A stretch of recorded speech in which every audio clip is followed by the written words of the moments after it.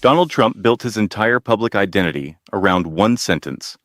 I'm a winner, not just a politician, not just a celebrity, a winner, the billionaire genius who supposedly understood money better than anyone else in America, the man who put his own name in giant gold letters on towers, casinos, golf resorts, airplanes, steaks, universities, anything he touched because the brand itself was supposed to mean success.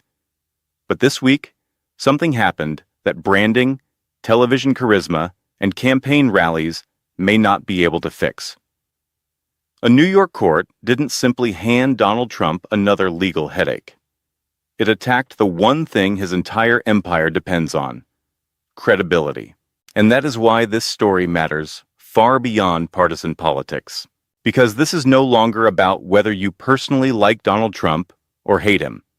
This is about whether the financial system of the United States still operates on the same rules for powerful people as everyone else.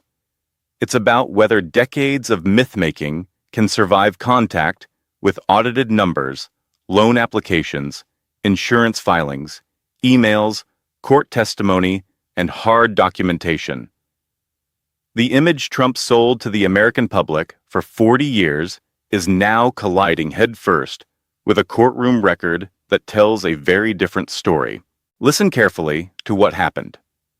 New York Attorney General Letitia James built a fraud case around the Trump Organization's own financial statements. According to the court findings, Trump and his company repeatedly inflated the value of assets when seeking favorable loans and insurance deals while presenting dramatically lower values in other contexts. Same buildings, same properties, completely different numbers depending on what benefited Donald Trump at that moment. And here's the part people keep missing. This was not framed by the court as one accidental bookkeeping mistake buried in some accounting office. The ruling described a pattern, a system, a repeated business practice stretching across years.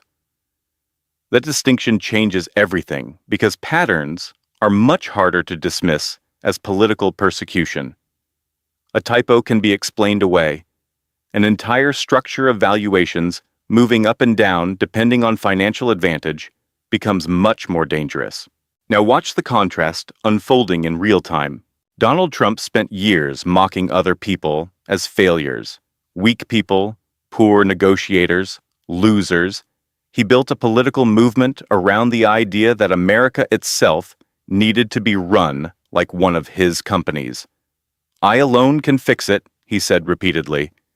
But now the same man who claimed unmatched business brilliance is facing a court system saying his business empire itself operated through systematic misrepresentation. That's not a messaging problem. That's a legitimacy crisis. And the humiliation deepens when you look at the bond issue. The court ordered Trump to secure an enormous financial bond while appeals moved forward. On paper, that should have been easy for a man constantly presented as one of the richest businessmen in America. But multiple financial firms reportedly hesitated or refused. Think about the psychological impact of that for a second. Wall Street institutions, whose entire job is measuring financial risk, looked at Donald Trump and quietly decided, we are not comfortable backing this. That silence may be more devastating than any speech his political opponents could ever give. Because once financial credibility starts collapsing, everything around it begins to shake with it. Loans become harder. Partnerships become riskier. Vendors start asking questions. Insurance companies raise eyebrows. Employees quietly prepare exit plans. Donors begin wondering whether they're supporting a future president or pouring money into a legal bonfire with gold trim around the edges. And for Donald Trump specifically, this cuts deeper than almost any criminal accusation ever could because his entire political identity depends on the perception of financial dominance. Strip away the billionaire image, and suddenly, the whole performance starts wobbling. This is where the story shifts from politics into something much colder and more dangerous. The court didn't merely criticize Donald Trump's rhetoric. Courts hear exaggerations every day. Politicians exaggerate. CEOs exaggerate. Campaigns exaggerate. But according to the findings in this case, the issue was systematic financial misrepresentation tied directly to real business advantages. Better loans, better insurance terms, better leverage. That's why the paper trail matters so much here. The state argued that Trump Organization statements repeatedly inflated values when advantageous and minimized them elsewhere. And critically, appellate courts later reduced parts of the financial penalty while still leaving the core fraud findings standing. That distinction matters enormously because Trump's public messaging focuses almost entirely on the dollar amount while avoiding the underlying conclusion the court still upheld. Notice the pattern. Donald Trump talks constantly about the punishment, the fine, the politics, the supposed witch hunt, but what he rarely spends time addressing in detail are the actual valuation discrepancies themselves. The square footage questions, the property comparisons, the internal financial representations, the mechanics. That omission is important because once conversations move away from slogans and into documentation, the emotional shield starts weakening. Numbers force specificity. Specificity creates accountability. Accountability is exactly what this entire brand has spent decades trying to outrun. And honestly, some of the most revealing moments aren't even happening inside courtrooms. They're happening in silence, quiet hesitation from financial institutions, quiet legal panic behind the scenes, quiet negotiations over bonds and collateral, quiet recognition from experienced business analysts that this case is not built on gossip or anonymous leaks alone. It's built on years of financial statements carrying Donald Trump's own name and certifications. That's what makes this different from cable news outrage cycles that disappear after 72 hours. This one leaves fingerprints everywhere. Imagine being an ordinary American for a second. Imagine telling a bank your house is worth 3 times its real value when you want favorable loan terms, then suddenly pretending it's worth dramatically less when taxes arrive. Most regular people wouldn't survive that scrutiny for very long. Their applications would be flagged, their accounts investigated, their credibility shredded almost instantly. Yet for years, Donald Trump moved through elite financial circles while simultaneously presenting himself as the ultimate symbol of business competence. That moral contrast is exactly why this case has triggered such a visceral reaction across the country. Because the deeper fear underneath all of this is not simply that one wealthy man may have manipulated financial numbers. The deeper fear is that America created a system where power itself became a kind of alternate currency, a system where celebrity, political influence, intimidation, and branding could potentially delay consequences for behavior that would crush ordinary citizens much faster. And now the country is watching in real time to see whether the law still has enough institutional muscle left to penetrate that protective bubble around Donald Trump. And this is the moment where Donald Trump's own rhetoric starts turning against him. Because nobody in modern American politics has preached the gospel of winning harder than Donald Trump. He sold voters an image of ruthless competence, strength, precision, a businessman so gifted that government itself should be handed over to him like a struggling company needing a turnaround CEO. That image became the foundation beneath everything else, the rallies, the slogans, the movement, the mythology. But now prosecutors and judges are essentially arguing something devastating. The image itself may have depended on financial distortion from the beginning. That changes the emotional gravity of the story completely. This is no longer just Trump in legal trouble. America has seen that headline too many times. This is something far more dangerous to his long-term legacy. This is an attack on authenticity itself, because if the valuations were manipulated systematically, then the Empire Americans were taught to admire starts looking less like a monument to genius and more like a stage set held together by aggressive accounting and intimidation. And once audiences begin questioning the foundation, every gold-plated image suddenly looks different. Look carefully at the sequence here, because the evidence stacking matters. The New York Attorney General's office presented years of financial statements. The court examined property valuations, loan negotiations, insurance relationships, and internal business records. Judge Arthur Engeron issued findings describing repeated inflation of asset values tied to financial benefit. Then came the massive penalties, then came the appeals, then came partial reductions of those penalties. But critically, the core fraud findings remained standing. That is the part Trump's defenders keep trying to blur together, because politically it sounds better to scream, "They reduced the fine," than to explain why the court still upheld conclusions of fraudulent conduct. And here's where the psychological damage becomes almost impossible to fully contain. A billionaire can survive losing money. Wealthy people lose money all the time. Markets crash, investments fail, businesses collapse. But Donald Trump's true asset was never just cash. It was perception, dominance, the idea that he always knew something everyone else didn't. The idea that he could bend reality through sheer force of personality. But courts operate differently than television. Television rewards confidence. Courts demand documentation. Television lets you talk over opponents.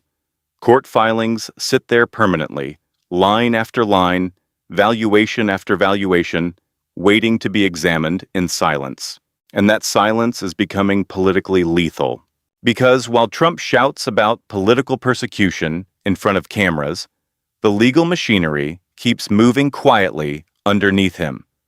Auditors, clerks, financial monitors, compliance reviews, bond negotiations, asset oversight.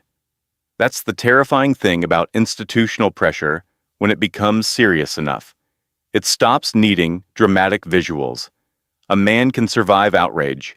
He can survive scandal. But surviving sustained credibility, collapse inside the financial system, is much harder because finance runs on trust more than emotion. Once lenders, insurers, and partners begin calculating risk differently, the consequences spread invisibly through everything connected to the brand. And think about the moral contrast unfolding here in plain sight. Millions of Americans struggle every month to qualify honestly for mortgages, business loans, insurance coverage, or credit approvals. Regular people sign documents terrified of making mistakes because they know the system can punish them harshly for inaccuracies. Meanwhile, prosecutors argue that one of the most powerful businessmen in America manipulated valuations across years, while simultaneously presenting himself as the symbol of economic success and patriotism. That contrast is exactly why this case has become so emotionally combustible. Because beneath all the legal jargon and courtroom procedure, this case is really about one terrifying question. What happens when the American mythology of success collides with verifiable reality? Donald Trump spent decades transforming wealth into political authority. He convinced millions of people that business success automatically meant leadership ability, moral toughness, and national strength. Gold buildings became campaign props. Television fame became political capital. Financial image became ideological identity. But now the same empire that powered that mythology is sitting under judicial scrutiny. And suddenly, the entire performance looks vulnerable in a way we have never seen before. And the timing could not be more brutal. While Donald Trump attacks government spending, attacks corruption, attacks institutional incompetence, prosecutors are arguing that his own business empire functioned through systematic deception involving asset values and financial representations.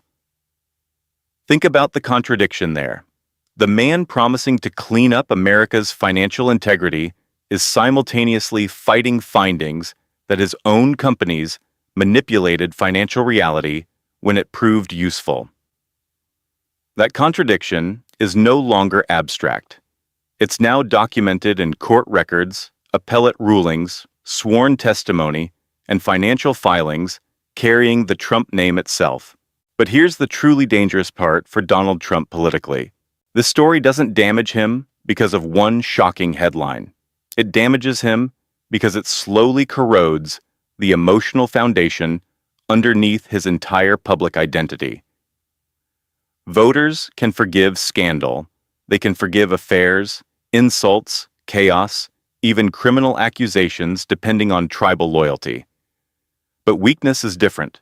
Financial weakness is especially dangerous for a political figure whose brand depends entirely on dominance.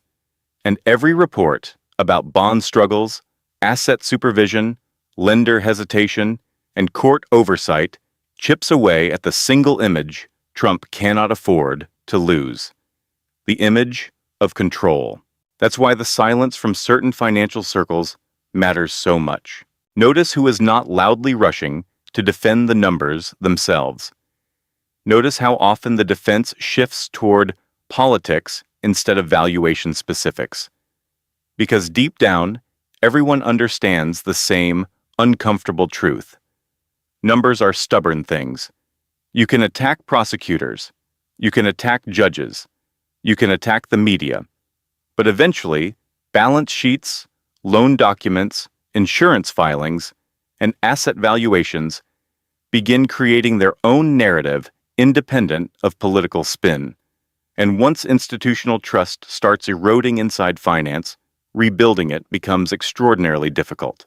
This is why the case has evolved beyond Donald Trump personally. It has become a stress test for whether Americans still believe powerful people operate under the same rules as everyone else. A normal citizen who dramatically manipulates financial representations risks devastating consequences very quickly. Yet Donald Trump spent years surrounded by prestige, celebrity, political influence, elite attorneys, and branding powerful enough to blur perception itself. Now the country is watching to see whether that protective armor finally has limits.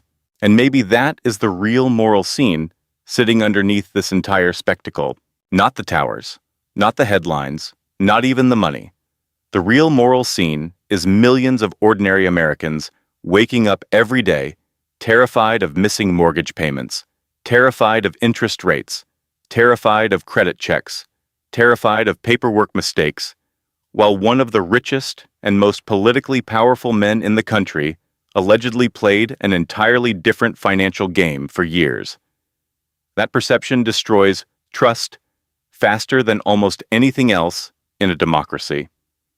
Because once citizens begin believing that laws only become flexible around wealth and power, cynicism spreads everywhere, and that leaves the country staring at a much bigger question than whether Donald Trump wins another election.